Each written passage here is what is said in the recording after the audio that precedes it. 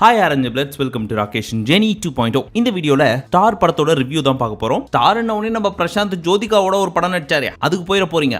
Comedy கோவம் வர மாதிரிலாம் காமெடி பண்ண கூடாது. இந்த ஸ்டார் கவின் ஸ்டார்.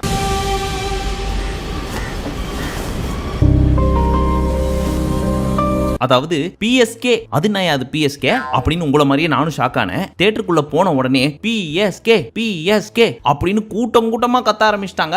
ஒருவேளை சிஎஸ்கேவை தான் மறந்து பிஎஸ்கேன்றாங்களோ அப்படின்னு காது கொடுத்து கேட்டா பிஎஸ்கே என்ன கேக்குது அப்படின்னா அதுக்கு ஃபுல் ஃபார்ம் என்ன அப்படின்னு கேட்டீங்கன்னா பீப்புள் ஸ்டார் கவினா, பீப்புள் ஸ்டார் கவி. கேக்க நல்லா தான்டா இருக்குது. இது தெரியாம என் பக்கத்துல இருக்க பீஸும் சிஎஸ்கே சிஎஸ்கேன்னு கத்திட்டு இருக்குது.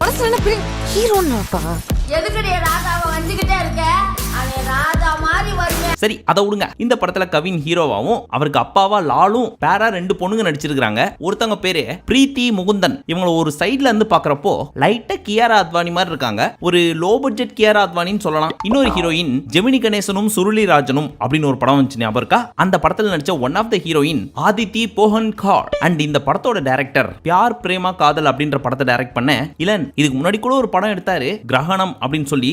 சாரி, எனக்கு தெரியாது. அது பெருசா நிறைய பேருக்கு தெரியல. சோ அத பத்தி டீடைலா பேச வேணாம். இப்ப படத்துக்குள்ள போலாம். 70 71 70 71 இதெல்லாம் வாய்க்காயில ஃபோன் நம்பரா? உருப்பட மாட்டேன். நிறைய பேர் இந்த படத்தை ட்ரெய்லரை பார்த்து இன்ஸ்பயர் ஆகி தியேட்டர்ல ஃபர்ஸ்ட் டே ஃபர்ஸ்ட் ஷோ பார்க்கணும்னு சொல்லி கிளம்பி வந்திருக்காங்க. அப்படி என்ன ட்ரெய்லர்ல இருந்துச்சு அப்படின்னு கேட்டீங்கன்னா, சின்ன வயசுல இருந்தே நம்ம ஹீரோக்கு ஒரு ஹீரோ ஆயிடணும் அப்படின்றது தான் ஆசை, கனவு, லட்சியம் எல்லாமே. அவரோட சேர்ந்து அவங்க அப்பாக்கும். கட்சியில அவர் ஹீரோ ஆனாரா இல்லையா, ஒருவேளை ஹீரோ ஆயிட்டா அந்த ஹீரோ ஆகிறதுக்கு என்னென்ன கஷ்டங்கள்லாம் பட்டாரு, குடும்பம், லவ், இவங்க எல்லாம் எப்படி ஹீரோக்கு சப்போர்ட் பண்ணாங்க அப்படின்றது தான் ட்ரெய்லரை வச்சு பாக்குறப்போ கதை நம்பிட்டு இருந்தோம். ஆனா படத்துக்கு போய் பார்த்ததுக்கு அப்புறம் தான் தெரியுது அதுதான் கதைன்னு. வேற ஏதாவது சொல்லுவேன்னு எதிர்பார்த்தீங்களோ? நான் வேற ஏதாவது கேட்டு போறேன். சோ இதே மாதிரி இதுக்கு முன்னாடி ஏகப்பட்ட படம்லாம் வந்திருக்குது. அதாவது ஒருத்தர் இலக்க நோக்கி போயிட்டு இருப்பாரு, அவருக்கு வர தடைகள், கடைசியில அவர் இலக்க அடைஞ்சாரா இல்லையா அப்படின்றத மாதிரி. உதாரணத்துக்கு முகவரி சொல்லலாம். அப்படி இருக்கிறப்ப என்ன பெருசா புதுசா எடுத்துட்டு போறாரு அப்படின்ற கேள்வி நம்மள நிறைய பேருக்கு இருந்திருக்கும். பட் நம்மள எல்லாரையுமே ஆச்சரியப்பட வைக்கிற அளவுக்கு கொஞ்சம் டிஃபரெண்டா தான் யோசிச்சிருக்காரு நம்ம இளன். கத்துக்கிறது கூட காசு தேவையா இருக்குல்ல சார், தகுதிக்கு மீறி ஆசைப்பட்டுட்டோமோன்னு தோணுது சார். இந்த படத்தோட மியூசிக் டைரக்டர் யுவன் சங்கர் ராஜா. அவரால முடிஞ்ச அளவுக்கு பெஸ்டா கொடுத்திருக்காரு. இது எல்லாத்தையும் தாண்டி ஒரு சர்ப்ரைஸ் சாங் ஒன்னு உள்ள வச்சிருக்காரு. இது என்னயா இது, எல்லா ரிவ்யூலையும் கேட்ட இதை ஒன்னு சொல்லிடுறீங்க அப்படின்னு கேட்டீங்கன்னா அதுதான் சர்ப்ரைஸ். அதை சொல்லிட்டோம்னா ஸ்பாயிலர் ஆயிரும். ஆனா ஒரு க்ளூ கொடுக்குறேன். புதுப்பேட்டையில செல்வராகவன் பண்ண தப்ப அந்த படத்தோட மியூசிக் டைரக்டரான யுவன் சங்கர் ராஜா இங்க சரி பண்ணிருக்காரு. யோசிச்சு மூளைய கசக்கி பிழிஞ்சு படத்தை பார்க்காதவங்க கண்டுபிடிச்சுங்க. எனக்கு கண்டுபிடிக்கிற அளவுக்கு மூளை கிடையாது. படத்தை பார்த்தவங்களுக்கு தெரியும், ஓ இது இப்படி கூட சுத்தி வளைச்சு சொல்லாமா அப்படின்னு.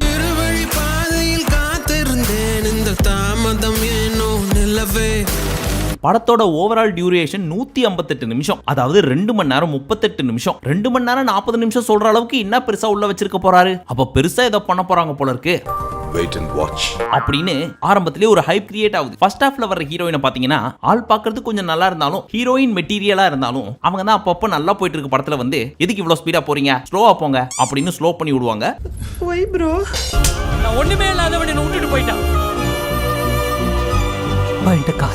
ஆனா செகண்ட் ஹாஃப்ல வர ஹீரோயின் ஃபர்ஸ்ட் ஹாஃப்ல வர ஹீரோயினை விட சுமாரா தான் இருக்காங்க. நான் சொல்லல, சுத்தி இருக்கிற பசங்க எல்லாம் சொல்லுதுங்க. நீ வருத்தப்படாத என் செல்லம்.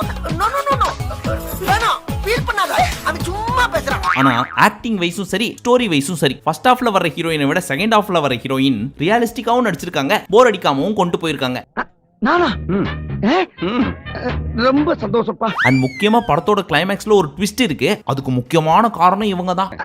எல்லாரையும் ஏதோ ஒண்ணு பிடிச்சு இழுக்கதான் செய்யும். நாம தான் அதை உதைச்சு தள்ளிட்டு மேல வரும். ஏற்கனவே ஒரு சாங் ட்விஸ்ட்னு சொன்ன மாதிரி கிளைமேக்ஸ்லயே ஒரு ட்விஸ்ட் வச்சிருப்பாங்க. அதுக்கான லீடு ஃபர்ஸ்ட்லயே கொடுத்ததுனால ஏதாவது ஒன்னு வைக்க போறாங்க கடைசியில அப்படின்ற எக்ஸ்பெக்டேஷனோடவே போயிட்டு இருப்போம். ஆனா அந்த ட்விஸ்ட் எடுத்துட்டு வந்து கிளைமேக்ஸ்ல அப்படி வைப்பாங்க அப்படின்றது ஒரு சிலர் ப்ரெடிக்ட் பண்ணிருக்கலாம். பட் என்ன பொறுத்த வரைக்கும் எதுவும் எதிர்பார்ப்பு இல்லாம சிம்பிளா போய் உட்கார்ந்தேன். அதுக்கேத்த மாதிரியே ஆமா இல்ல இது மறந்தே போச்சே, அந்த அளவுக்கு நம்மள ரசிச்சு பார்க்க வச்சிருக்காரு டைரக்டர் அண்ட் கவின் அப்படின்னு நினைச்சுக்கிட்டேன். அதுல என்ன பியூட்டினா மொத்த அழகையும் கூட பாத்தியா, அங்க நிக்கிற நீ கை கொடு.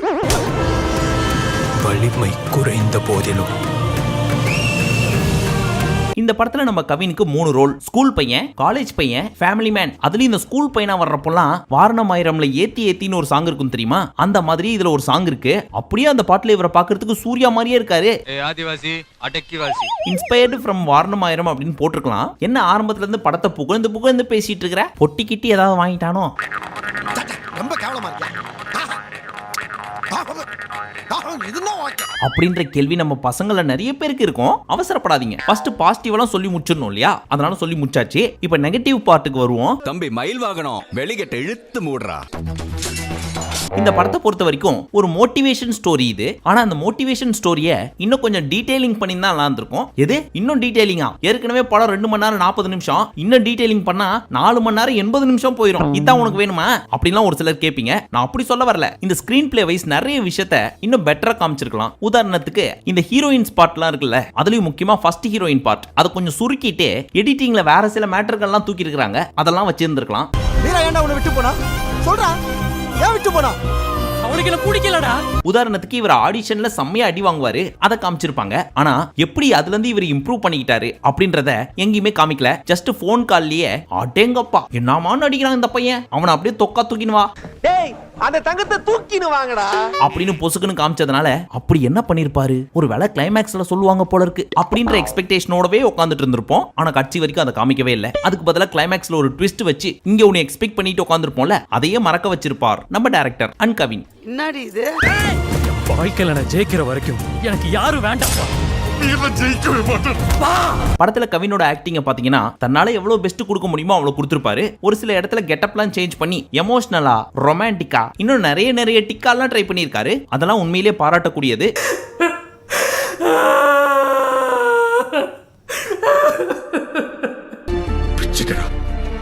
எப்படா பிச்சிட்டடா.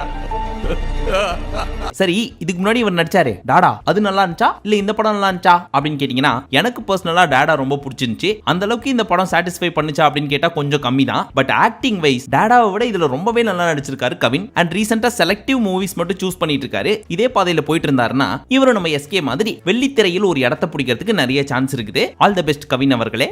இந்த மூஞ்ச வச்சுக்கிட்டு எப்படி நடிப்பான்னு தானே கேட்டேன். நான் நடிச்சு காட்டுறேன்டா. இந்த மூஞ்ச அடிக்க பாப்பீங்கடா. ஃபர்ஸ்ட் ஹாஃப் பொறுத்த வரைக்கும் ஃபாஸ்டா போவோம், அப்படியே ஸ்லோ ஆயிரும். இன்டர்மிஷன் எப்போ வரும் அப்படின்னு சொல்லி ஆர்வமா எதிர்பார்த்துட்டு இருப்போம். ஆனா போட மாட்டாங்களே. அடுத்து ஒரு சீன் இருக்கு, அது முடிச்சதுக்கு அப்புறம் இன்டர்மிஷன் வரும் அப்படின்னு சொல்லுவாங்க. அடுத்த சீனும் முடியும். அப்ப இதான் இன்டர்வலா அப்படின்னு பார்த்துட்டு இருக்கிறப்போ அதுவும் கிடையாது. சோ கொஞ்சம் ஃபாஸ்ட் ஸ்லோ ஏதாச்சும் ஒரு முடிவுக்கு வாங்க சார். அப்படி போயிட்டு இருக்கும் படம். எல்லாத்தையும் சேர்த்து வச்சு கிளைமேக்ஸ்ல சர்றன்னு தூக்கின்னு போய் எப்படி நிறுத்தணும் பத்தியா அப்படின்னு நிறுத்திருப்பாரு நம்ம டைரக்டர். வலிமை குறைந்த போதிலும் வீரன் வாழ்த்தரிப்பதை நிறுத்துவதில்லை.